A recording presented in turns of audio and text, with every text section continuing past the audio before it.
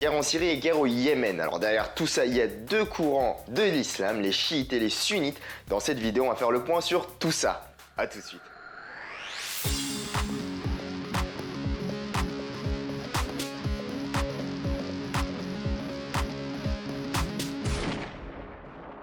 Salut à tous, c'est Kazou, j'espère que vous allez bien.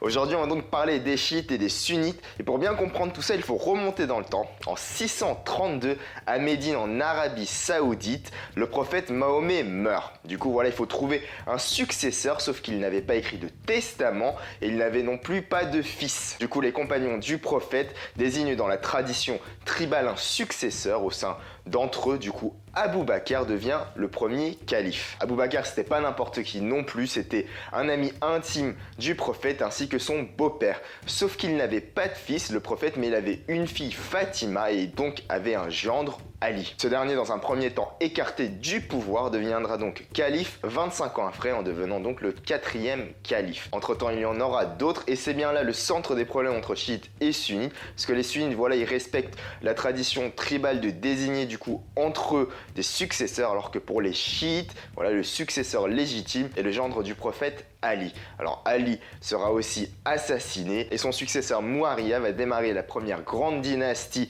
de l'islam, les Omeyyades. À sa mort, son fils Yazid devient donc le 6e calife, et là voilà, ça pose problème parce que ce dernier est contesté, notamment par le fils du gendre Ali, Hussein, qui va s'enfuir avec des proches et qui va donc être au final décapité. Du coup voilà, cette date et du coup sa mort est vénérée par les chiites, voilà, qui considèrent Hussein comme un martyr, et du coup cette date est fêtée chaque année par les chiites. Du coup, je vous l'avais dit, les chiites ne reconnaissent que comme imam, voilà, chef de leur courant spirituel, que les descendants directs du prophète, du coup via Ali. Et pour eux, cette personne sort du lot et au-dessus des autres. Voilà, c'est une personne, on va dire, qui a des pouvoirs un petit peu surnaturels, alors que pour les sunnites, tout le monde peut comprendre le message divin et peut donc accéder au rang de calife. Voilà, parce qu'on parle de calife dans le cas du sunnisme et on parle d'imam pour les chiites. Alors au sein des chiites, voilà, il y aura beaucoup de courants qui vont se multiplier. Et la première consolidation du courant chiite au sein d'un pays, voilà, ça sera avec l'Empire perse, puisqu'en 1500,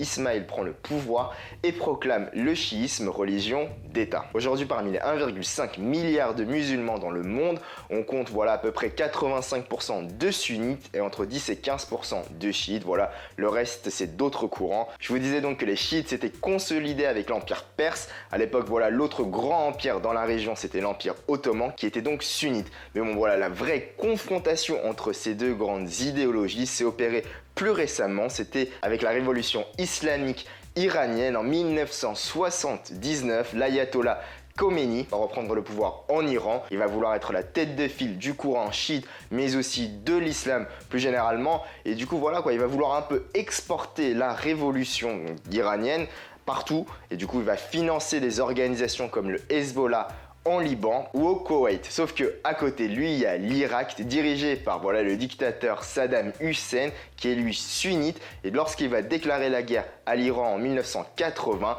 la plupart des pays voilà, du Golfe qui sont donc sunnites, comme l'Arabie Saoudite, le Qatar, tous ces pays vont engager leur soutien de Saddam Hussein pour justement attaquer l'Iran. Cette guerre qui durera donc 8 ans et qui se soldera voilà, par un match final. Alors je vous disais donc qu'il y avait entre 10 et 15% de chiites dans le monde. Maintenant, il faudrait savoir où est-ce qu'ils sont situés. D'abord, les pays dont la population est majoritairement sunnite, voilà, c'est toute l'Afrique noire, le Maroc, la Libye, l'Égypte, mais aussi la Turquie, les pays du Golfe, donc l'Arabie Saoudite, le Qatar, les Émirats Arabes Unis, Dubaï, etc. Mais aussi les pays asiatiques comme le Pakistan, l'Inde, voilà, les musulmans d'Inde sont majoritairement sunnites, tout comme en Indonésie, tout ça. La majorité des chiites dans le monde sont donc iraniens. 37% de la population chiite mondiale est donc en Iran, qui représente entre 90 et 95% de la population iranienne. À côté de ça, il y a entre 10 et 15% des populations d'Inde et de Pakistan qui sont chiites. Au Bahreïn et en Azerbaïdjan, il y a un peu plus de 70% de la population qui est chiite. Donc voilà, c'est des pays majoritairement chiites, tout comme l'Irak, mais qui, voilà, jusqu'à la récente guerre et destitution de Saddam Hussein, a toujours été gouverné par des leaders sunnites. Le gouvernement qui est au pouvoir depuis la destitution de Saddam Hussein est chiite, ce qui fait que lorsque l'on ajoute la Syrie qui est encore plus ou moins gouvernée par Bachar el-Assad, qui est donc alaouite, une branche du chiisme, Ça fait que voilà, ça fait un sort de croissant lorsque l'on met en commun la Syrie, l'Iran, l'Irak et le Liban, où il y a donc des chrétiens, des sunnites mais aussi des chiites, mais où le Hezbollah a pris un pouvoir politique très important, puisque sur les 24 membres du gouvernement, il y en a 8 qui sont issus du parti du Hezbollah. Alors voilà, la branche armée du Hezbollah est classée depuis 2013 sur la liste des organisations terroristes de l'Union européenne et depuis 2016 de la Ligue arabe, puisque au-delà de mener une grande lutte face à l'ennemi, voilà, Israël, ils sont aussi en guerre contre tous les opposants, les rebelles de Bachar el-Assad, puisqu'ils avaient déjà envoyé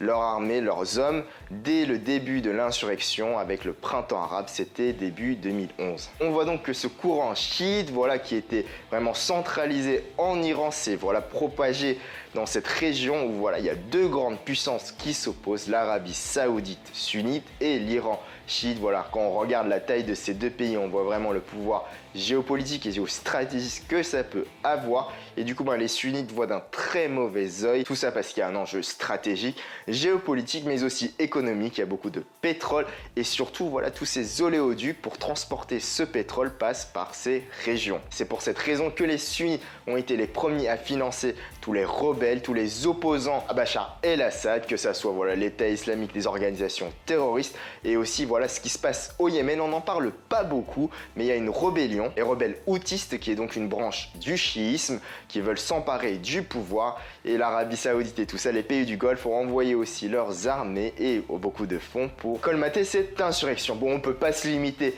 à tout ça pour voilà, bien comprendre tout ce qui se passe là-bas. Il y a plus que cette idéologie sunnite et chiite, mais voilà, c'est déjà un début pour bien comprendre ce qui se passe dans cette région du Moyen-Orient et du Proche-Orient. Voilà, j'espère que vous aurez donc appris des choses. On se retrouve très vite pour une nouvelle vidéo. En attendant, je vous propose d'aller voir la vidéo que j'avais fait suite aux attentats de l'année dernière. J'explique voilà les sources du mal, l'État islamique. Retrouvez-moi sur les réseaux sociaux, n'hésitez pas à vous abonner et n'oubliez pas que l'arme la plus dangereuse au monde est le savoir. Peace.